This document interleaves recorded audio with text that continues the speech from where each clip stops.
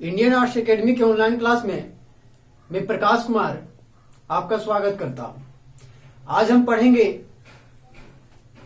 Political science का chapter second. यह world political science जो 12th में पढ़ना है उसका आज हम दूसरा पार्ट को देखेंगे। फर्स्ट पार्ट को हमने देखा शीत युद्ध का दौर, उसके बाद जो इंडियन ज्योग्राफी था, पॉलिटिकल साइंस था, उसमें भी हमने देखा राष्ट्र निर्माण की चुनौती। आज हमारा यह तीसरा वीडियो है जिसमें हम पढ़ेंगे जो वर्ल्ड ज्योग्राफी पॉलिटिकल साइंस है उसका दूसरे पार्ट को। यह पार्ट 2 है। पार्ट का नाम है साम्यवादी जगत का विघटन तथा द्विध्रुवीयता का अंत। अर्थात हम देखेंगे कि जब साम्यवादी जगत का विघटन हो जाता है तो जो 2 ध्रुव था उसका विघटन कैसे होता है। अर्थात 2 ध्रुव में एक ध्रुव खत्म हो गया तो एक ध्रुव बचा और वह अमेरिका था। अर्थात सोवियत संघ का विघटन हो जाता है। तो सोवियत संघ के विघटन के क्या कारण थे, विघटन के परिणाम क्या आए, हम उन सभी मुद्दों पर आज चर्चा करेंगे। उन सभी प्रश्नों का हल जानेंगे जो हमारे डायरेक्टली पेपर में आते हैं, एग्जाम में आते हैं, और इससे हम डायरेक्टली नंबर उठा सकते हैं।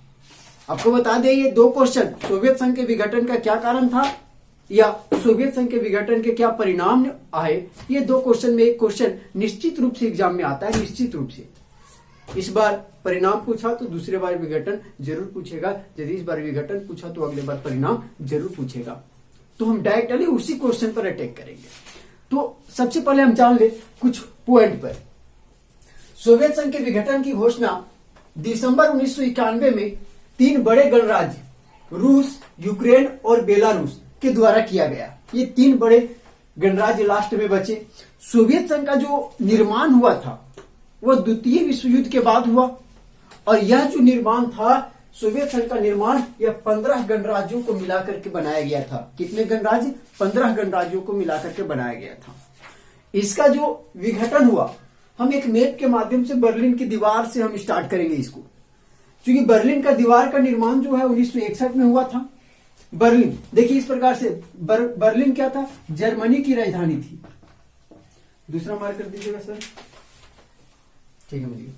बर्लिन जो था वह जर्मनी की राजधानी थी।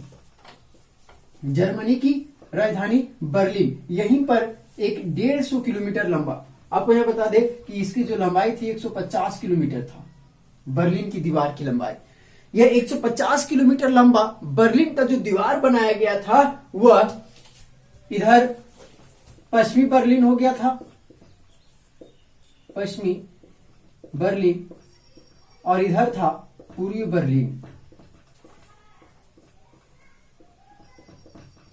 यह जो बर्लिन का दीवार था पूर्वी बर्लिन और पश्चिमी बर्लिन जो था उसको विभाजित करता था। अब पूर्वी बर्लिन और पश्चिमी बर्लिन, अब हम इसको ऐसे भी समझ सकते हैं कि इधर जो है यूएसए है और इधर क्या है? सोवियत संघ है। सोवियत संघ कहने का मतलब इधर रूस है, इधर अमेरिका है। और यह जो बर्लिन का दीवार था एक दीवार के रूप में 150 किलोमीटर लंबा था, और इसे जब 9 दिसंबर 1989 को गिरा दिया गया, यह किसके द्वारा गिराया गया? तो यहां आप देख सकते हैं कि जनता के द्वारा जब गिरा दिया गया था 9 दिसंबर 1989 को, तब ही सोवियत संघ का विघटन हो गया। क्योंकि दीवार ही नहीं रहा तो उसका जो रक्षा कवच था, सुरक्षा कवच था, वह गिर गया, और यह गिराने का काम जनता ने किया। तो जनता ने क्यों गिराया? यह जो था सोवियत संघ का प्रतीक था और जनता ने इसे गिरा दिया। तो इसके कारण क्या थे? और यही कारण जो है सोवियत संघ के विघटन का भी कारण बनता है। मुद्दा यह नहीं है कि बर्लिन का दीवार गिरा दिया गया जनता के द्वारा, मुद्दा यह था कि सोवियत संघ के विघटन के क्या कारण थे जिसके कारण बर्लिन के दीवार को गिरा दिया गया। क्योंकि सोवियत संघ का जो प्रतीक था वो बर्लिन का दीवार ही था। अब हम चर्चा करेंगे सोवियत संघ के विघटन के कारण क्या थे या बर्लिन के दीवार को गिराने का कारण क्या था। तो योग्य नेतृत्व का अभाव था। अब योग्य नेतृत्व, यदि हम एक संघ चला रहे हैं और उसका जो मुखिया है वही अच्छा नहीं रहेगा तो क्या चल पाएगा? और जितने भी वंश का जो विघटन हुआ वो योग्य नेतृत्व के अभाव के कारण ही हुआ है, आप सभी जानते हैं। तो यहां पर भी जो सोवियत संघ 15 गणराज्यों का मिलाकर के जो बनाया गया था, उसका जो मुखिया था, संघ का जो मुखिया था, वह योग्य नेतृत्व का अभाव, मतलब उसमें योग्यता नहीं था कि संघ को चला सके। दूसरा था सेवक तंत्रीय भ्रष्टाचार, अर्थात सेवक तंत्रीय कहने का मतलब जो अधिकारी गण थे वह भ्रष्टाचार हो गए थे। वहां पर न प्रेस को छूट था, न अखबार वाले को छूट था, मतलब किसी भी प्रकार से न्यूज बाहर नहीं आ सकता था बिना किसी अनुमति के। अर्थात ये जो भ्रष्टाचार सेवक थे, अधिकारी थे, उनका भंडाफोड़ को नहीं सकता था। जो भ्रष्ट हैं भ्रष्ट थे। यही कारण था कि जनता असंतोष हो गई थी इस संघ के अधिकारियों से। तीसरा कारण था संसाधनों का दुरुपयोग। आपको हम बताए थे कि जो सोवियत संघ या पूंजीवादी राष्ट्र का जो निर्माण किया गया था, उसमें छोटे छोटे महाशक्तियों को मिलाया गया था। हमारा पिछले वीडियो में इसको समझाया गया। तो इनको मिलाने का मुख्य उद्देश्य क्या था? संसाधनों का दोहन और जो कर्ज था उसका उस बोझ को कम करना। तो संसाधनों का दुरुपयोग किया जा रहा था। सोवियत संघ थे, अन्य 15 जो संघ में मिले हुए थे राज्य गणराज्य थे, उनके संसाधनों का विदोहन किया जा रहा था। इससे उनको लगने लगा था कि हमें इस संघ में रह करके कोई फायदा नहीं है, बल्कि इससे नुकसान ही नुकसान है। अब हम देखेंगे अगला पॉइंट था चौथा, आर्थिक असंतोष। कहने का मतलब हुआ कि आर्थिक रूप से अन्य गणराज्यों को असंतोष की भावना आ गई थी मन में। अगला है जनता की इच्छा को पूरा नहीं करने, मतलब पूरा करने में असमर्थ हो गया था यह सोवियत संघ। कम्युनिस्ट पार्टी के नेता जो थे, नेतागण थे, उनको विशेष अधिकार दे दिया गया था, जिसके कारण वे अपने अधिकारों का दुरुपयोग भी करने लग गए थे। अब हम तुरंत छोटे सा समय में इसका परिणाम को जानते हैं। परिणाम क्या क्या निकला सोवियत संघ के विघटन का परिणाम? तो पहला था, जो परिणाम था मुख्य, उस शीत युद्ध का अंत हो गया। बहुत बड़ा इंपॉर्टेंट यहां पॉइंट बनता है कि शीत युद्ध का अंत हो गया। क्योंकि शीत युद्ध दो था, पूंजीवादी साम्यवादी था, तब शीत युद्ध था, चूंकि तनावपूर्ण वातावरण था। अब सोवियत संघ विघटन हो गया तो पूंजीवादी राष्ट्र बन गया, तो तनावपूर्ण वातावरण भी खत्म हो गया, शीत युद्ध का अंत हो गया। दूसरा था कि जो दो ध्रुव थे, दो ध्रुव का अंत हो गया या उनका विघटन हो गया। तीसरा पॉइंट था या तीसरा परिणाम जो आया वह था कि जो हथियारों की होड़ बनी हुई थी, हथियारों की होड़,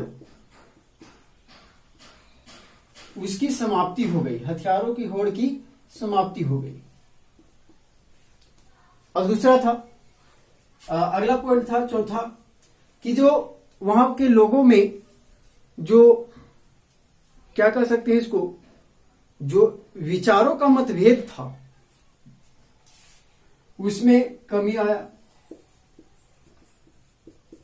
विचारों के मतभेद में कमी आया।